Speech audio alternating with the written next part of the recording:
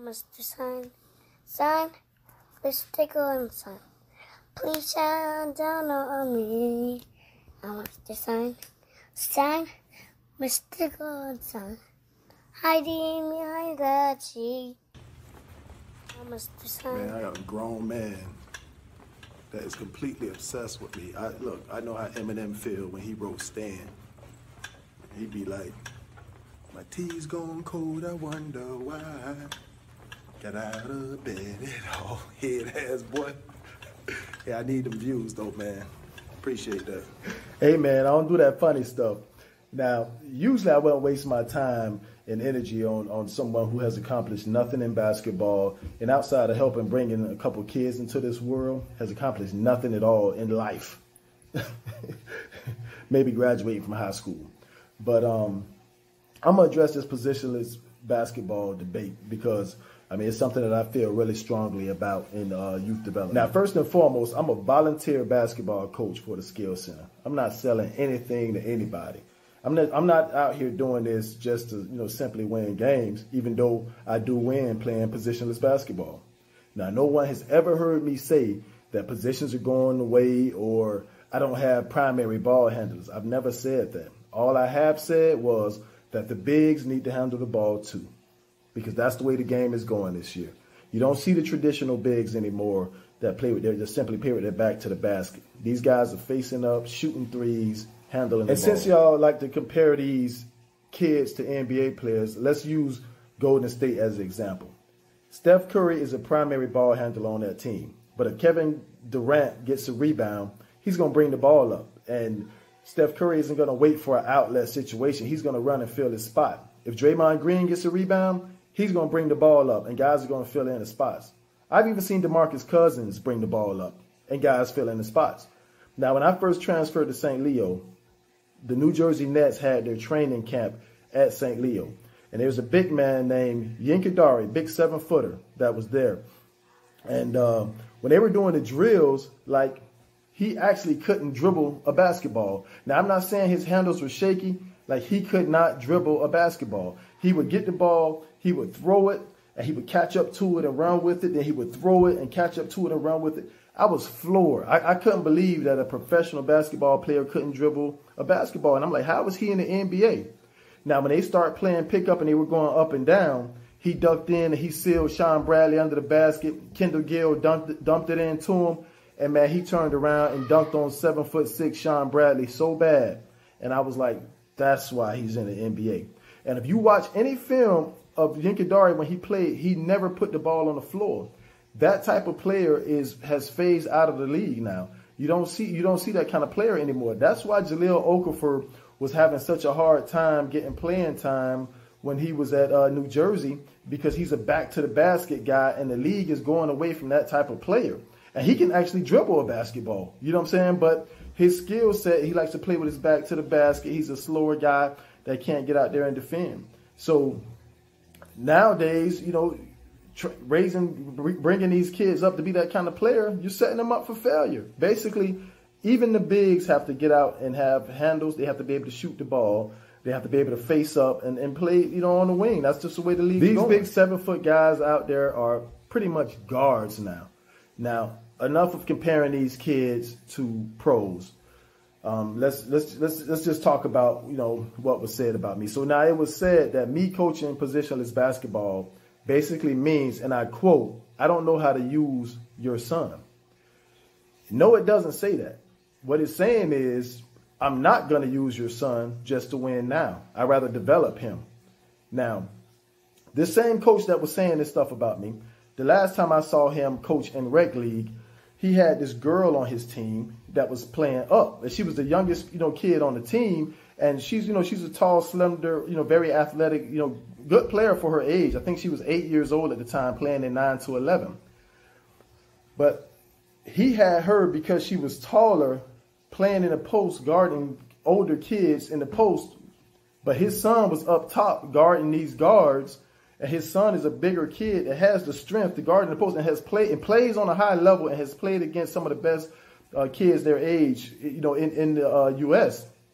But basically he showed that he don't care nothing about nobody but his kid and his kid's development by playing that little girl down in the post. He even had Miles, one of the kids on our fifth grade team now, had him playing in the post. And he was one of the smallest kids on the team. I mean, at the time, his skill set as far as handling the ball wasn't really there. But like, are you developing kids, or are you just trying to go out here and win basketball This is games? a picture of Miss Bridges' 5th grade class at West Tampa Elementary.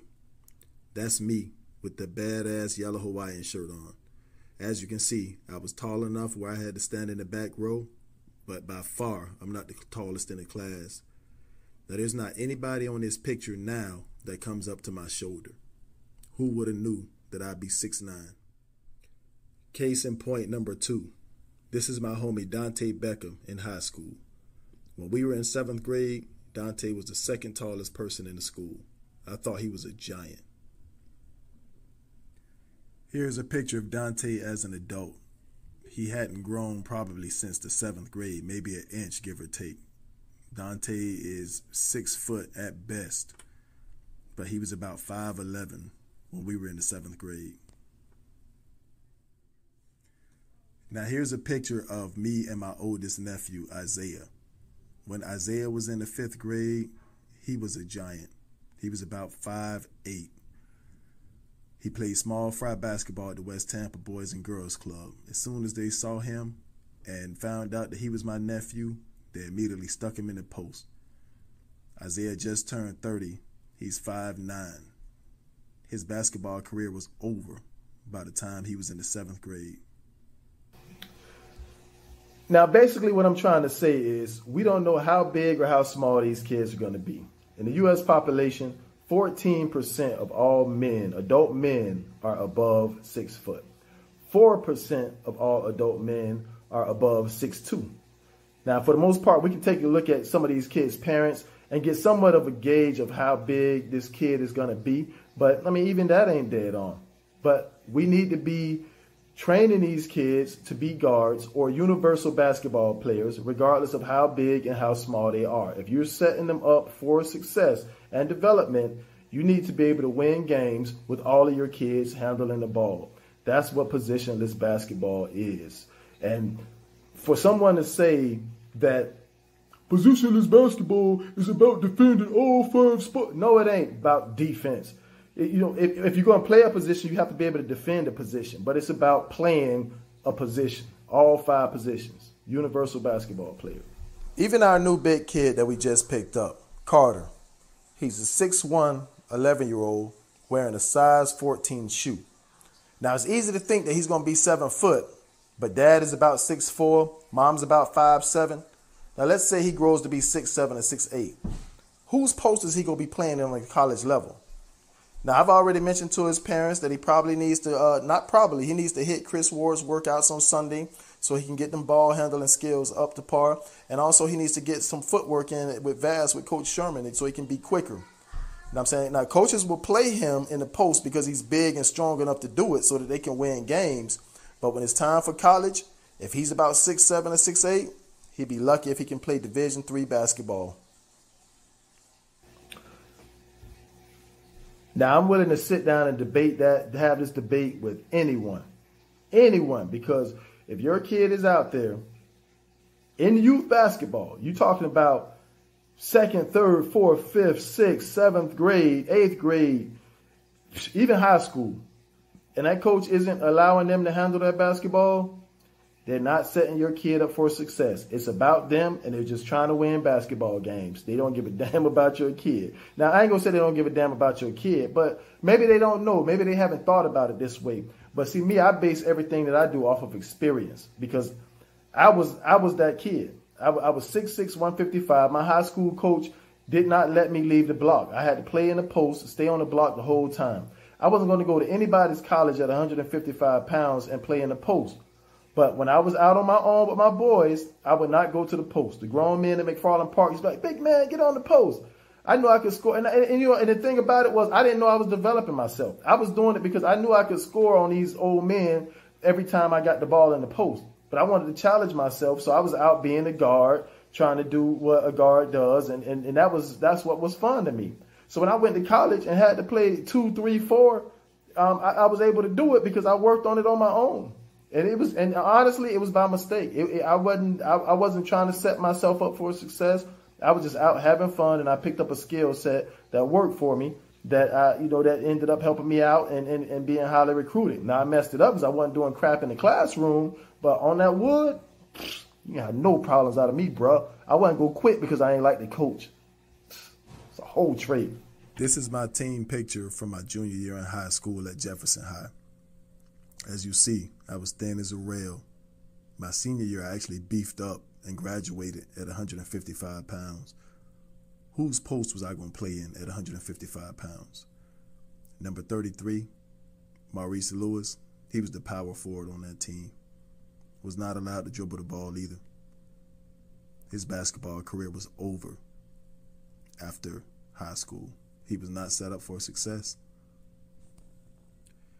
This is a picture from the media guide from when I was in college playing at Polk Community College. Notice where it says position, it says swingman.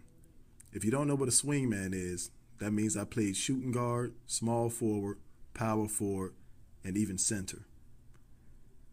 This is where I got my first taste of positionless basketball. And to top it off, I was an honorable mention All-American that year playing swingman. Now let's get back to our regular scheduled program. All right, so we played in the Impress Me series this weekend. The tournament said Tampa, but they had us in Hudson, Florida. But it was a good look. The director of the tournament asked me, which team was better, which team was the better team, the white or orange. And I said the white was because the white's record right now is 4-1 against orange, so white has the better record.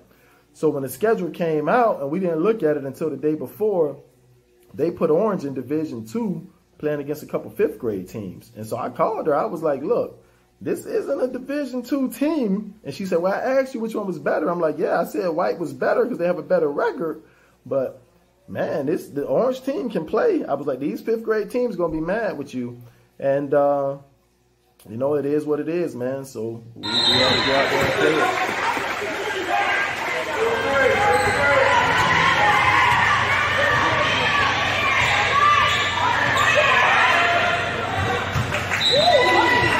Right? Okay, hold on. CJ. Good job.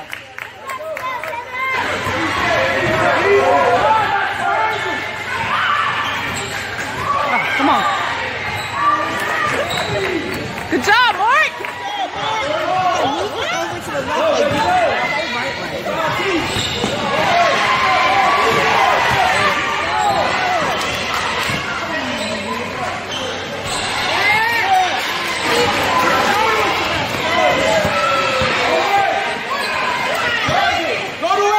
Job.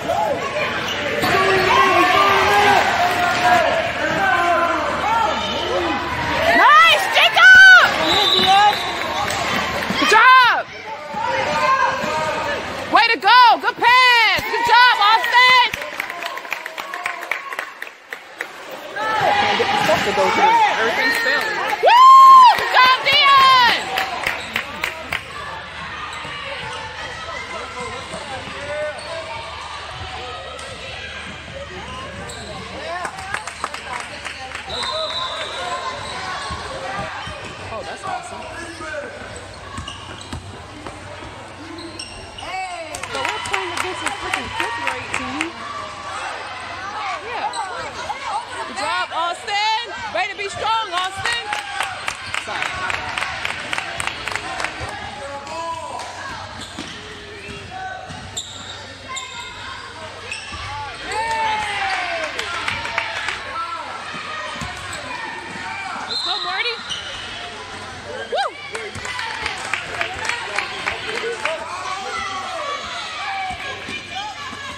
Good job, Marty!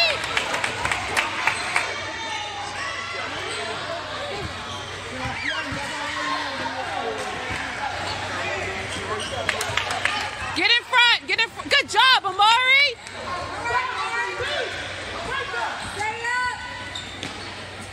Woo!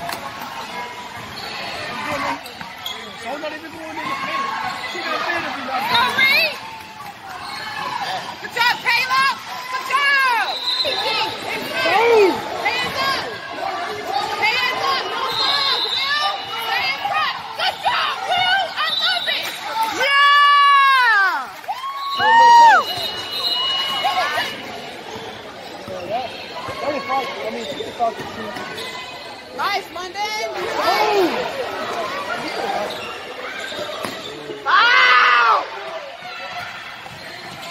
That's right.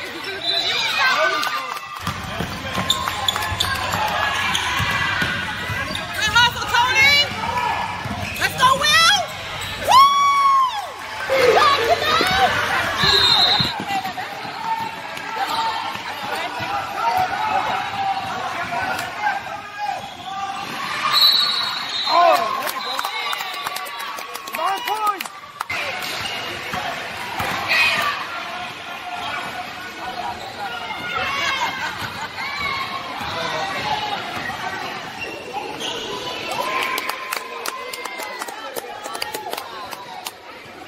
You can do that?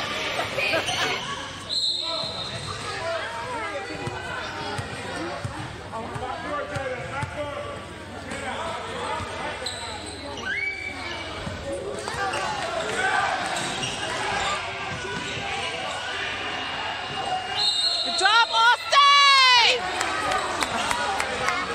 Get it, Dion. Good job. Oh, good move, Bray.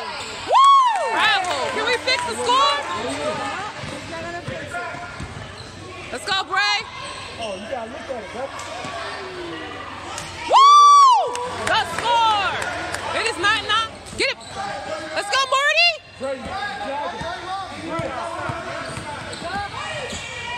Good take, Marty. Woo! Stay moving, brother. Stay moving. Woo! Good job, Austin.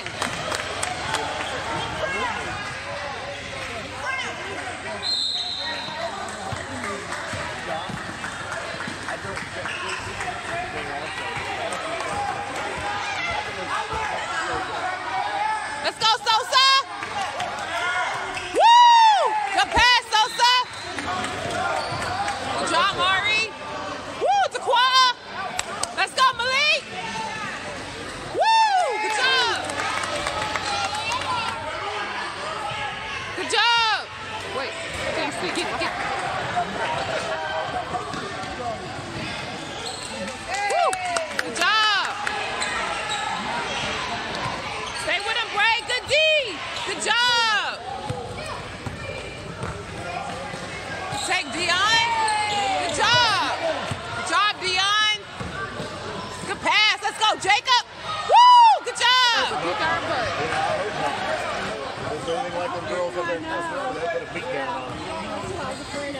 Let's go, Lewis.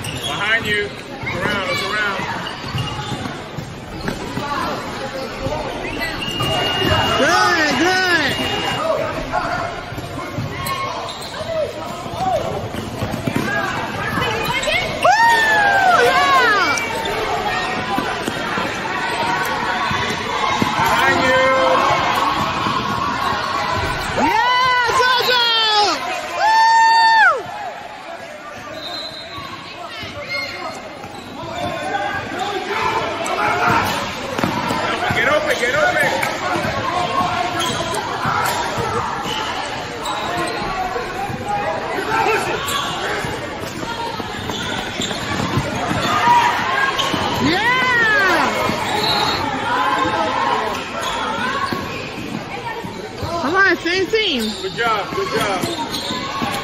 Behind you, Alex. Yeah, good job.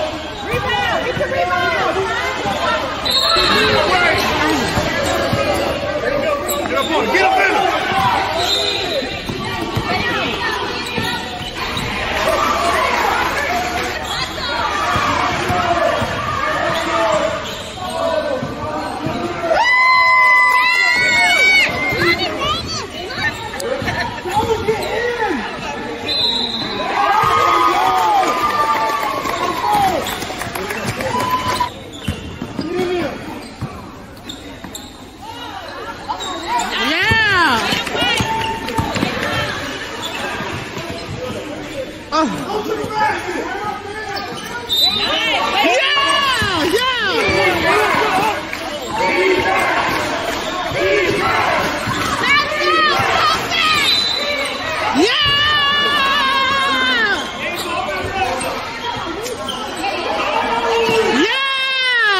hustling, y'all. Keep hustling.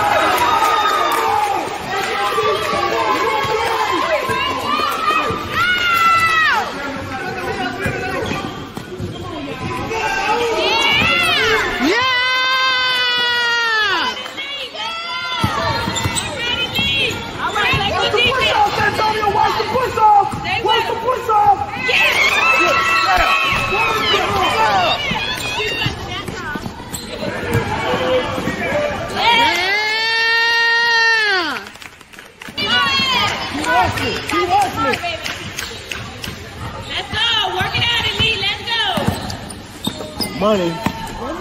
What? Yeah! Money! Baby, yeah! How about that hustle? Yeah! Yeah!